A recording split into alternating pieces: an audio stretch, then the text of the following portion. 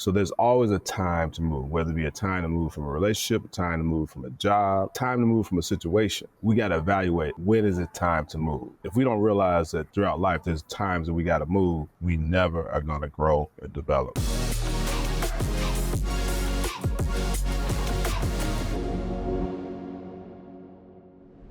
What is up, ladies and gentlemen? Welcome to another episode of the Today for Tomorrow podcast. Thank you for being with us today. If you haven't already, please go ahead and subscribe to the channel and if you like the episode. Hit that notification bell to be notified when there is a new episode. Today, we don't want to do this with this episode or with this podcast, but the topic is it's time to move. Rodney, you want to explain it a little bit? Yeah, let me throw it out there. So time to move, throughout life, if we stay in the same place, we do not grow. So there's always a time to move, whether it be a time to move from a relationship, a time to move from a job, a time to move from a situation. And if we think about it, we got to evaluate, when is it time to move?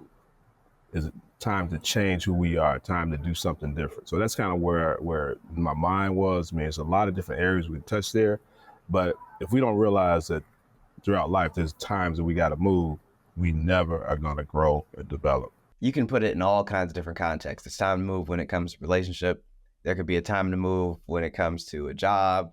It could be a time to move like a friend group. It could be time to move from a particular goal or objective that you had that just isn't panning out.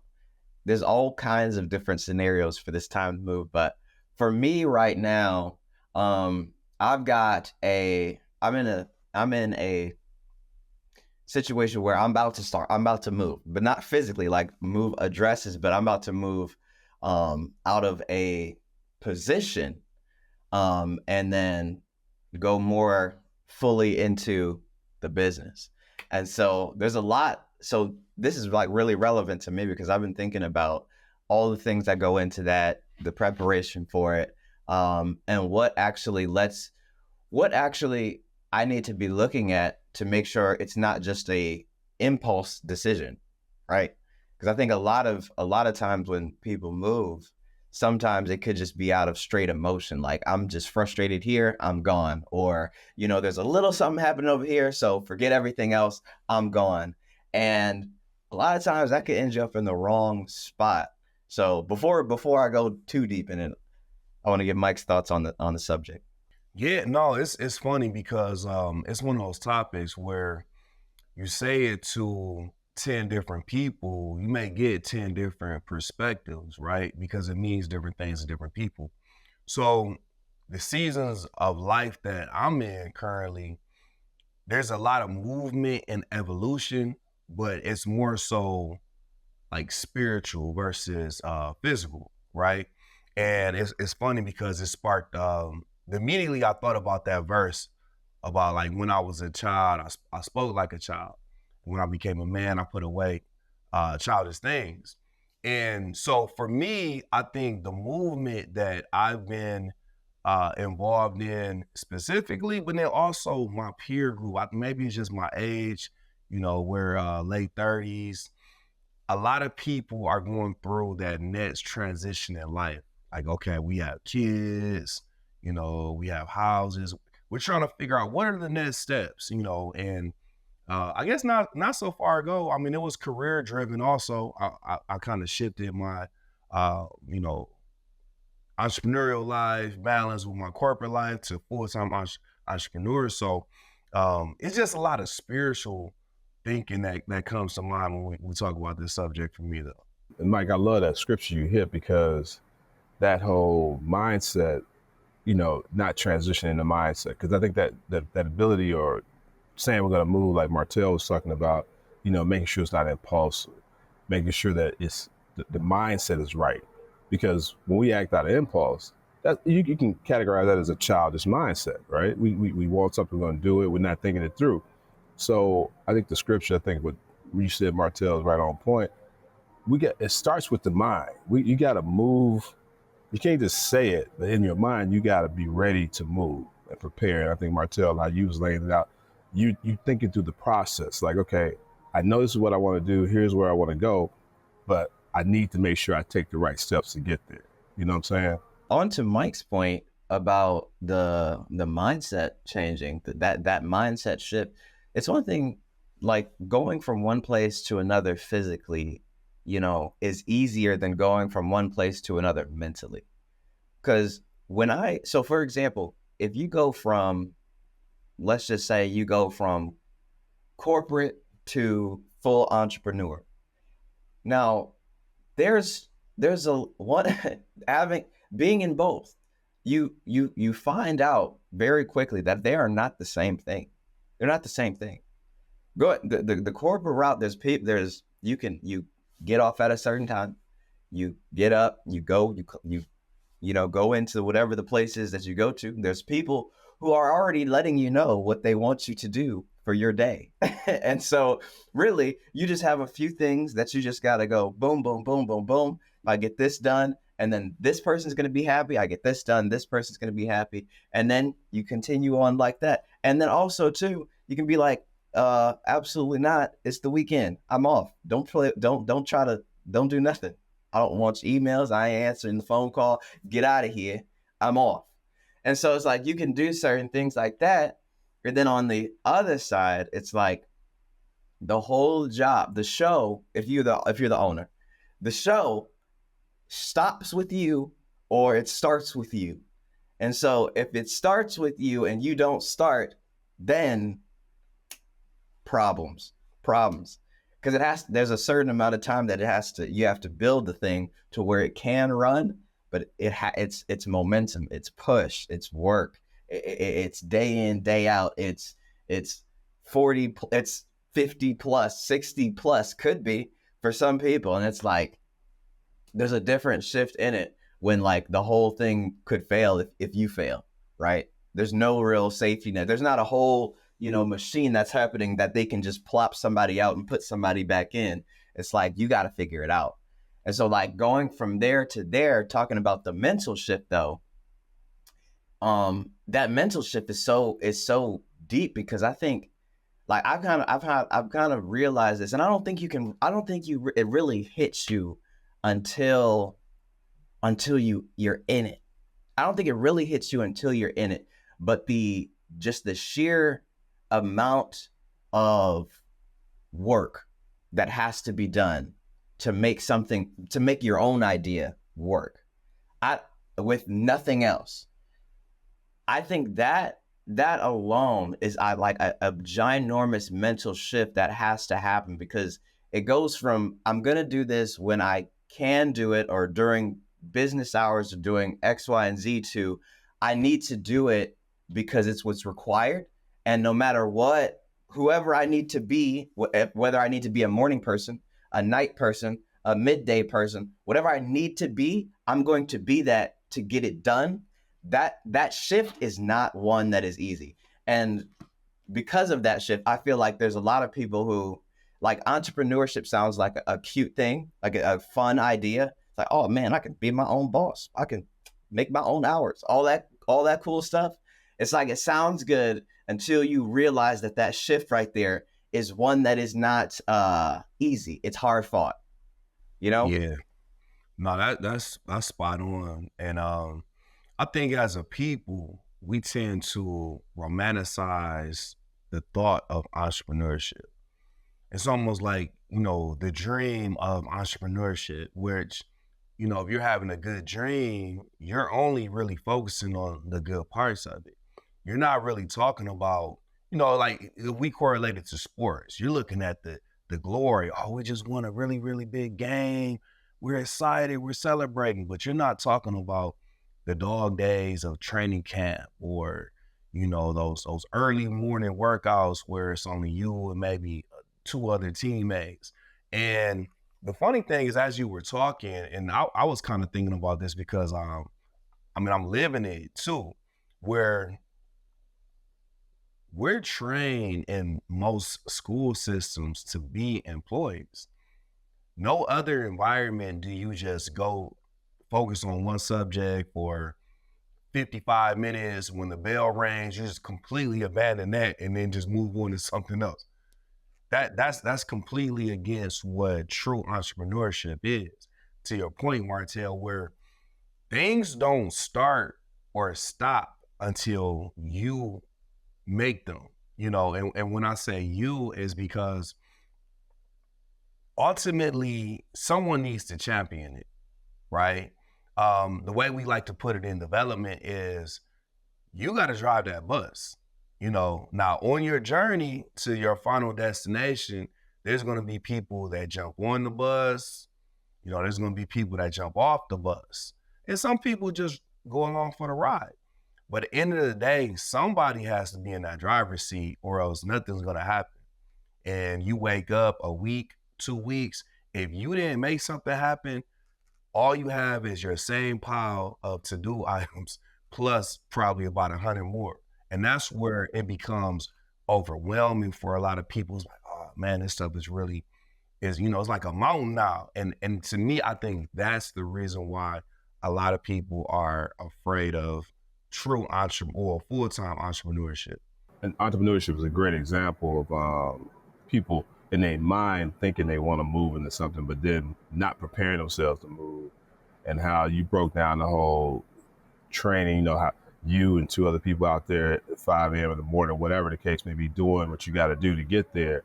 And I think that's just a metaphor that fits not just entrepreneurship, but everything, because entrepreneurship is like one of those, like you said, people do romanticize it. They like, hey, I'm gonna have my own business. How many people you meet, they're gonna grow their own business? Mike, you're in real estate. How many people come, hey, I want to get into real estate? Don't have a clue what it take, but read every book. How many people, Martell, say, hey, I'm gonna be a videographer, and they go buy a couple cameras. Hey, I'm a videographer now. It's like, but don't have a clue what it takes to Rodney, do it. I'm gonna be honest with you. Anybody who comes and says, "Oh, I'm gonna try to be a full-time videographer," I mean, personally, I'd say you probably don't want to do that. Like, if someone came up to me and literally said that, like, and their heart wasn't, I like it. Tell me why. Tell me why exactly. Because if they talk about, oh, well, I want to travel all over the place and get invited to these exotic events and X, Y, and Z, and it'd be so cool to be able to blah blah blah, and I'd go with the celebrities, and I'd be like, let me tell you right now, it ain't that, big dog. Well, that's not real. That's not real yet. Well, you just hit on a good point, and this is true with both what we talked about here. What is your motivation for moving? You know what I'm saying? Because you just talked about it. That real estate investor. Why do you want to be a real estate investor? What's your motivation? What you videographer? Why do you want to be a videographer? Why do you want to be a minister? Why do you want to be anything you want to be?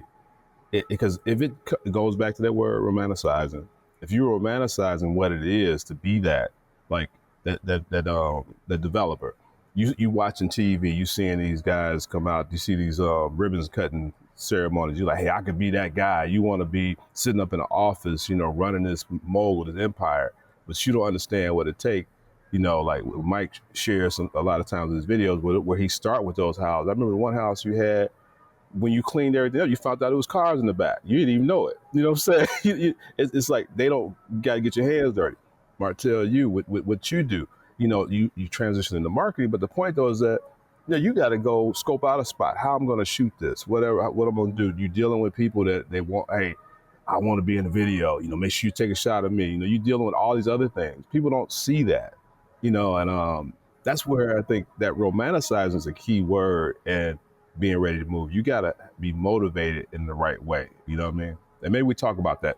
When the different places where you guys moved in your life, what drove you to that? What motivated you? So one thing I want to be clear about is, for the people, don't get us wrong. Like, I always tell people in real estate, to be honest, this is where the opportunity is, though. Because a question or a comment that always comes up with me is like, man, you always find these great deals, man. You got a knack for finding these great deals. And what I always quickly explain is, listen, bro, it was hundreds of people walk by, well, probably thousands. They walk by that same house or that same apartment complex. The difference is I'm looking at it as from a visionary standpoint. I'm looking at it what it can be, not what it is. And so to me, Because the reality is, if it was already close to being what that final state looked like, the opportunity wouldn't have been there. I wouldn't be, my profit margin would have been super slim because you're buying what's deemed as a turnkey property. I always say turnkey because 9 times out of 10, when people say, "Oh yeah, it's turnkey, it's ready to move," that's usually not the case. What it is they've made it be staged to look like it's all good. It's not until you get in there you start figuring out, oh man, this thing was wired up incorrectly, or this drywall they never really prepped behind. It has rotten frame studs behind it. We got to tear all of this out, and so that's why when people say, "Hey, I'm looking at a turnkey property," I'm like, be careful with that, because going back to that point where I see why they sell, because people want to romanticize the end result. Oh, this is ready to go. The reality is it's not ready to go. And you have to make your peace with that mentally. Going back to the original topic, the time to move. What are you ready to get into the type of movement it's going to require to achieve the full result? That's really what people need to focus on, not just getting to the end result. Are you ready to do the daily movement? Which, I'm trying not to say the word that I love saying, but I can't help it. I'm going to say it anyways. Are you ready to embrace the daily process? There you go. There you go. I knew it was there. I knew it was going to come out. On that same note, we're talking about a time to move. It's like when you have I think understanding like where you want to go, like, so you're not just doing anything like randomly. Understanding where you want to go is definitely important. But one thing that I heard was like, after you have that, after you understand what's the outcome, what's the dream outcome, where you trying to go, what's the goal, understand, like backtracking it to see what all is required to make that happen. Because there's a cost in that. There's a cost, both financially. I mean, if we're talking about like entrepreneurship, there's a cost involved with that. But then there's also a cost in terms of your time, in terms of your energy, in terms of like your straight up willpower, in terms of who you have to be, what identity you have to shed to actually be the person to achieve that kind of thing. It's like that big cost. That's what's involved in going from here where you are to here where you're trying to be. And it's like, now, okay, after you figured that out, what's all involved in that? You can find that out by talking to people who've actually done it. You can find it out by like really digging deep into people's stories. You can figure out, or you can just go for it and you'll find out very soon. But the thing about it is, once you understand what the cost is, then you have to decide every day, whether you're willing to pay it or not. Because if you're not, you might as well not start. You just shouldn't do it. Like, if you are not willing to pay the cost, you might as well just take a seat, go back to the other thing, forget about that, because the cost is the cost, and it's not going to move based on how you feel. It's not going to change based on the weather or whatever. It's just the cost. It just is what it is. If you're willing to pay it, awesome. You're going to get there. I can't tell you when, but you got to pay it to get there.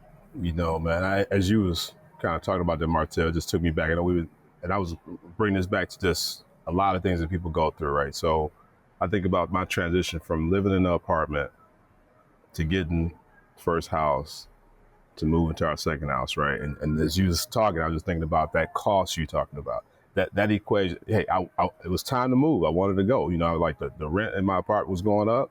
I'm like, man, it don't make no sense for me to continue to do this. So, but I couldn't be impulsive and move. I had to go through, okay, what can I afford? Okay, where can I live? What type of house I want? You know what I mean? So now I was able to find a house, got one before I got married, which I'm gonna tell you all, if you're thinking about getting married, you're in the process of getting a house, make sure you take your future wife with you, because I learned real quickly that the house I picked was not the one that she would have picked. So anyway, but the point though is that, so as we moved into it, it was a home, right? But we knew we wanted to move out. We said, hey, 5 years, we're gonna sell, we're gonna move. Well, in our mind, we were ready to move. but the situation wasn't right. The market started to go down, right? And then things just wasn't looking right. We're looking at other houses. Now, we could have jumped into another house, but we had to do the work to say, you know what, for one, even if we can afford that, it might not, this is not a good time to buy and it's not a good time to sell. And we was like, so we said, hey, we're gonna wait. We said, forget it. We'll just pay this house off and then we'll get ready to move. Fast forward, God had a different plan, but we were ready though. And when that situation popped up, we were able to walk into a situation that was a lot better because the time was right. We was ready to pay the price. We did some foundational stuff. And to your point, we had to sit down and say, how much can we save to make this happen? This is what we need to do. And we had to commit to it. So there's a lot into like when it's time to move, you can know it's time to move, but then you got to do the other part of it too. And that's that work you're talking about, Martell. Man, this is a very interesting topic, and it just takes me back to life, man. Life becomes so interesting. And I remember years ago, I was reading this book. It was Charlemagne's book from the Breakfast Club. And he was talking about this annual talent show they used to host at the college campus. And when the people came up, he would try to, I forget what he called it, like an unmotivating speech. Like he would basically try to rip their performance apart so that they did not pursue that industry. And one of the people would end up being T-Pain. And because he ripped them up so bad, he forced him to go back to his process and actually get some vocal training and not just rely on the little sound machine to make that effect. So he actually helped him by trying to demotivate him. And so what it made me think about was when you're going down these roads, right? And this kind of touching back on what Martell was saying, where you have to understand what this journey is going to entail, right? And Rodney, you'll get a kick out of this. Like, you know, back in the day, we used to have this thing called like an actual map, you know what I'm saying?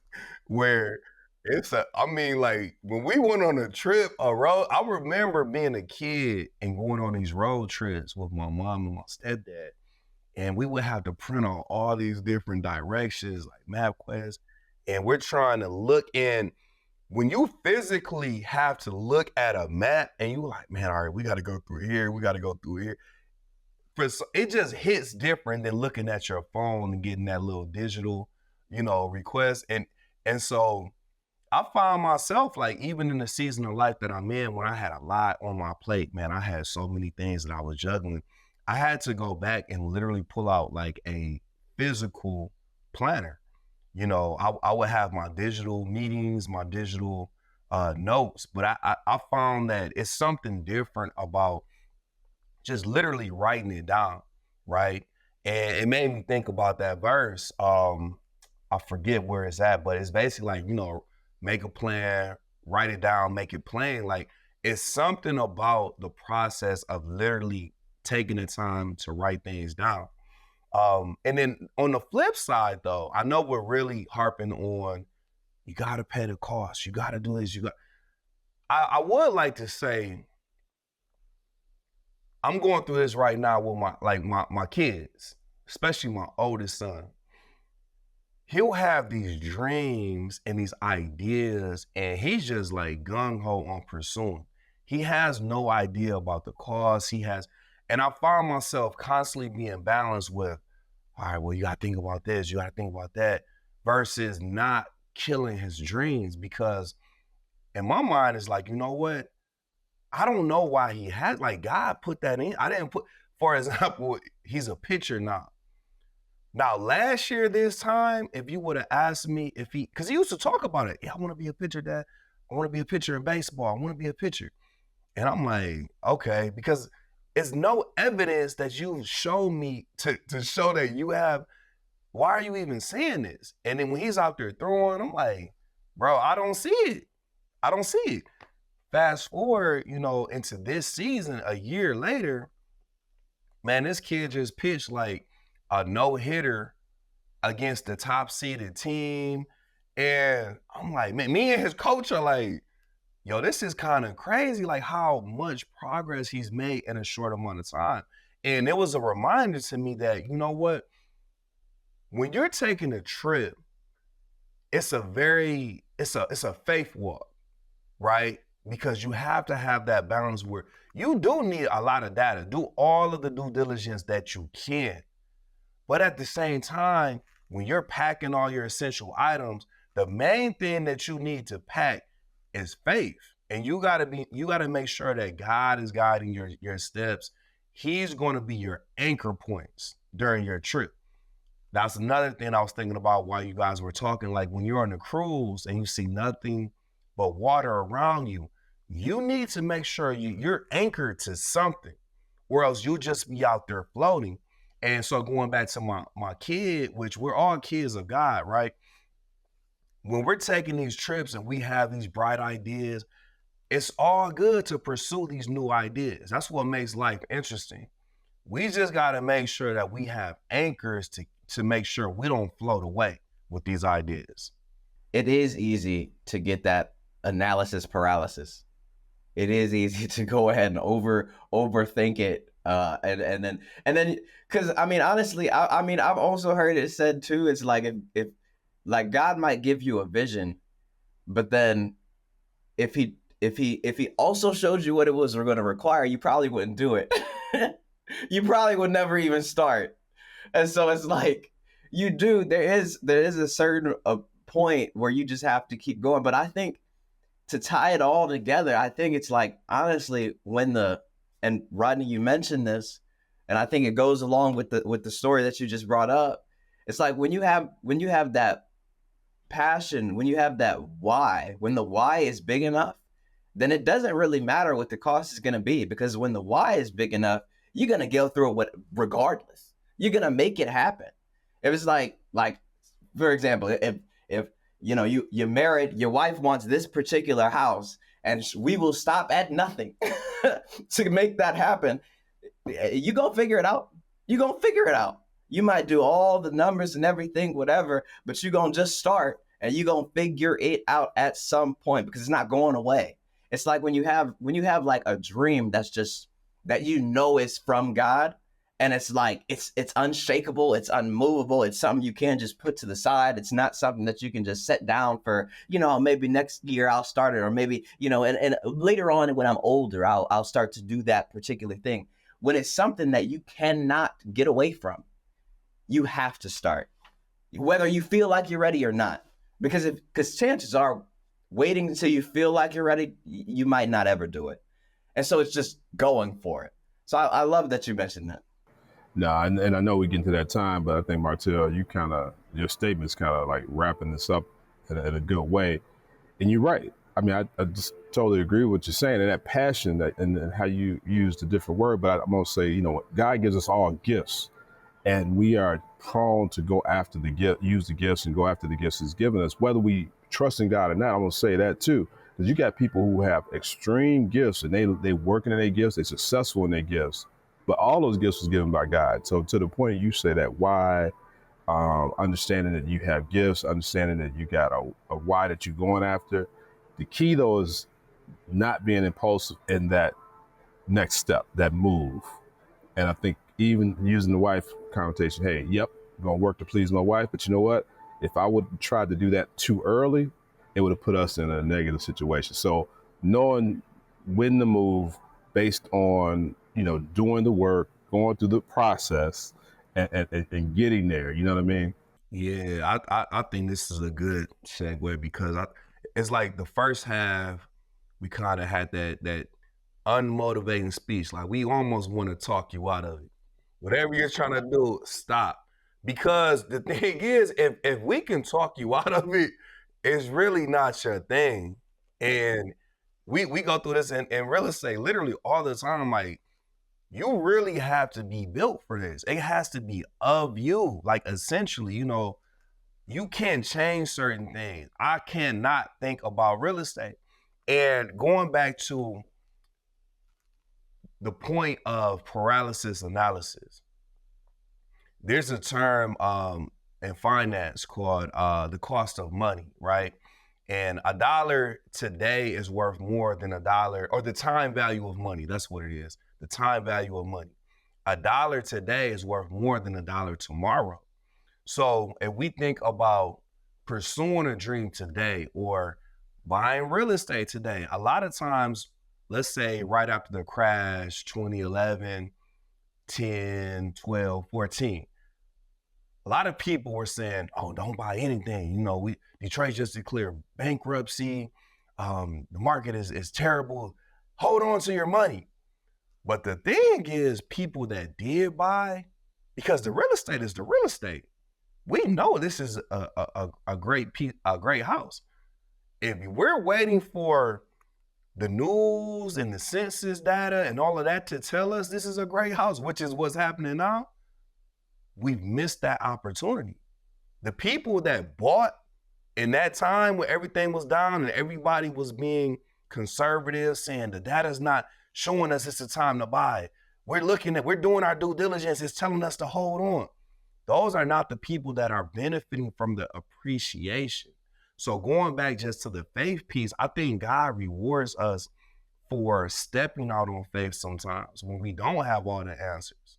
If it's a part of our true purpose, everything has to be purpose driven, right? If you're just doing it just because it sounds cool, or you saw a reel on Instagram, you're like, man, that seemed like they make 10,000 in 2 weeks. I want to do it. I don't know if that's for you. But if it's something that every day you're thinking about, you know, when you wake up, when you go to sleep, you're dreaming about, odds are God's put that on your heart. And that's something that you need to pursue. That's a fact. And I think that's exactly where we should drop today. Rodney, anything you want to add? No, man, that's a mic drop right there. Literally, mic drop. That's a mic drop. Come on.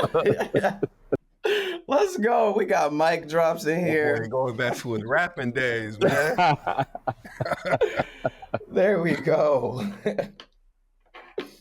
Well, with that being said, we got the mic drop going on.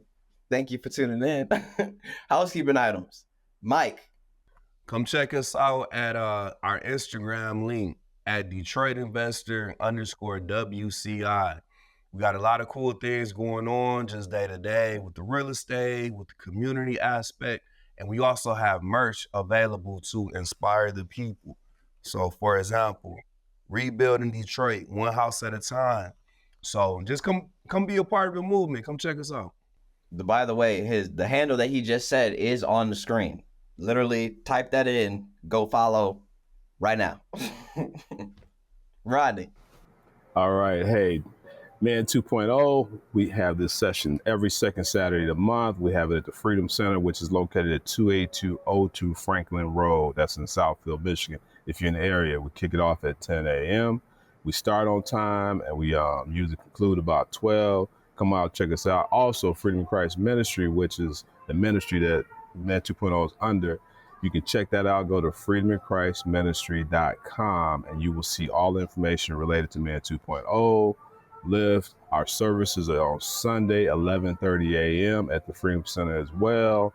You can come check us out. And once again, you can see all this on freedominchristministry.com.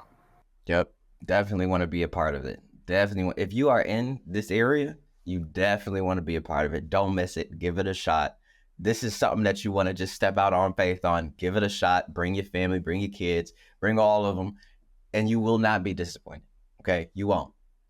Last thing that I'll say, and hear me when I say this, okay? If you own a roofing business and you are right now talking to 50,000 other people and you're talking about buying leads, stop doing it. I've been on the call with hundreds of roofing businesses, and they have told me this crazy story about how they keep on getting completely abused by these companies who are giving them these leads that don't pan out to anything.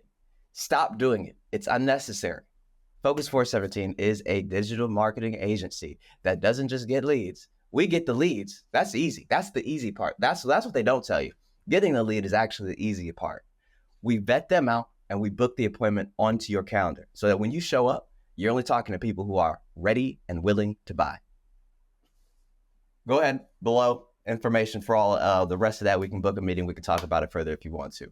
But hey, thank you for tuning into another episode of the Today for Tomorrow podcast. If you have not already, if you didn't do it at the beginning, now you have the chance to do it again. Go ahead and subscribe. Okay. And now, if you like the episode, also hit that like button. We definitely appreciate it. And we will see you in the next episode. Peace.